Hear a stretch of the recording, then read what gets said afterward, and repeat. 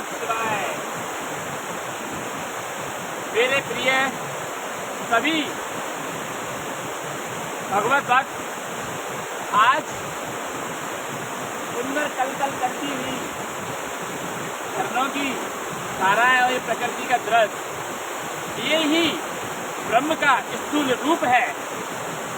तैत्तिरीय उपनिषद में व्याख्यान आता है कि कैसे ये संपूर्ण सृष्टि भगवान का ही रूप है, स्थूल रूप है। तैत्तिरीय उपनिषद की प्रथम वल्ली शिक्षा वल्ली का अष्टम अनुवाद, ओमिति ब्रह्म ओमिति इदं सर्वम, ये संपूर्ण जगत ब्रह्म के ही तुल्य है। और ओम जो कि ब्रह्म का नाम है, इसी ब्रह्म के नाम में ब्रह्म की महत्ता छुपी हुई है। ओमिति ब्रह्म, कल कल करती हुई धाराएं, ननाद, जल प्रपात। अगर हमें ब्रह्म को अनुभव करना है तो ब्रह्म के स्थूल रूप को भी अनुभव करो। जब ब्रह्म का स्थूल रूप हमें अनुभव हो जाएगा तो हमें प्रकृति से किंचित मात्र भी भय नहीं होगा। ये प्रकृति हमारे लिए वरदान बन जाएगी। संपूर्ण वेदों के वेदांग में प्रकृति को ही ब्रह्म कह के संबोधित किया गया है। ये संपूर्ण प्रकृति ब्रह्म का ही स्वरूप है। जो तत्वदर्शी महापुरुष इस वाक्य को जान लेता है कि ये सृष्टि ब्रह्म का ही स्थूल रूप है, फिर वो प्रकृति में रम जाता है और ये प्रकृति उसके अनुकूल व्यवहार करती है। ओमिति ब्रह्म ओमिति इदं सर्वम ब्रह्म। वेदों में ब्रह्म की महिमा का बखान किया गया है। मांडुक्य उपनिषद के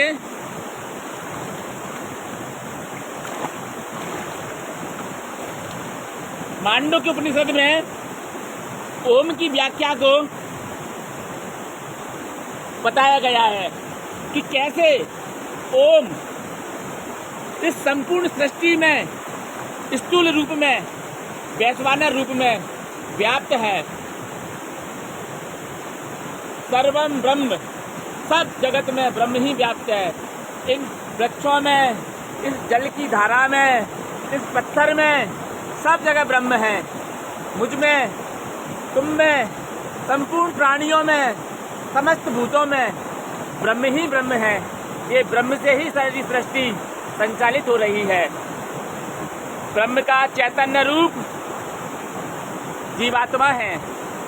ब्रह्म का स्थूल रूप ये जड़ प्रकृति है। ईसा वास्तमिदं सर्वम यत्किंचितां जगत्तं जगतः तेन त्यक्तेन भुंजता मग्रदा कच्च स्वधनम। ये संपूर्ण सृष्टि ब्रह्म से ही व्याप्त हो रही है। जो इस तत्व को जानता है वह ब्रह्म को जानता है, ऐसा समझना चाहिए।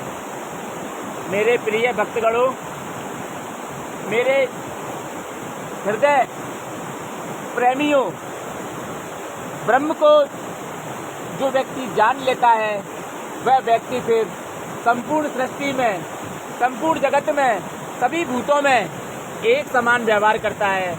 उसे फिर इन पंच महाभूतों से तनिक भी, लेस मात्र भी भय नहीं रह जाता।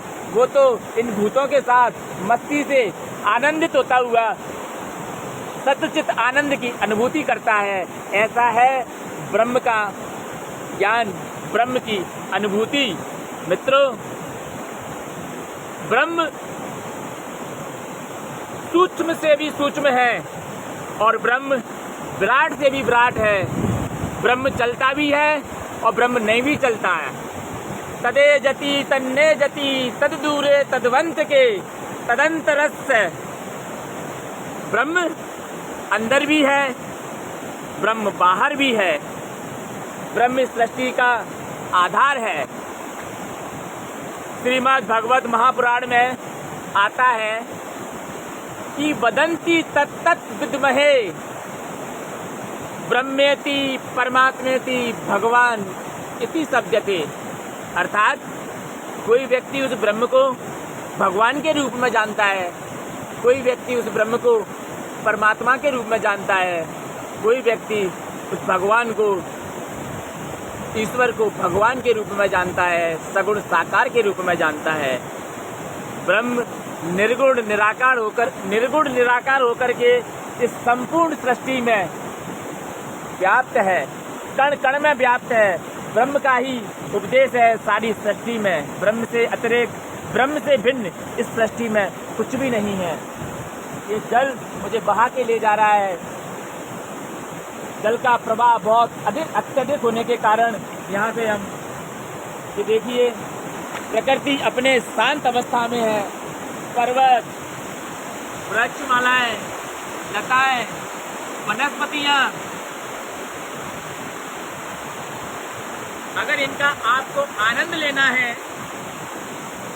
अगर आपको इस जड़ चेतनात्मक प्रकृति का आनंद लेना है, तो आपको इसके महत्व को, इसके सार को, इसके तत्व को समझना होगा।